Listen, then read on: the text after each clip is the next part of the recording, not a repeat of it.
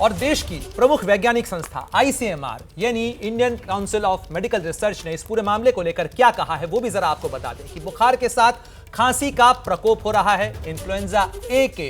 का ये सब टाइप है जिसे H3N2 बताया जा रहा है और यही लोगों को सता रहा है। 5 से 7 दिन तक इसमें बुखार आ सकता है, 3 हफ्ते से ज्यादा तक खांसी इसमें रह सकती है और ये लोगों के लिए इन दिनों एक बड़ी मुसीबत बन रहा है क्योंकि खांसी कई उपाय करने के बावजूद ठीक नहीं हो रही है और ऐसे में प्रदूषण भी लोगों की मुश्किलें बढ़ाता है। तो आपको बता दें कि ये अगर आपको हो रहा है तो इसके पीछे एक बड़ी वजह ये सब टाइप है,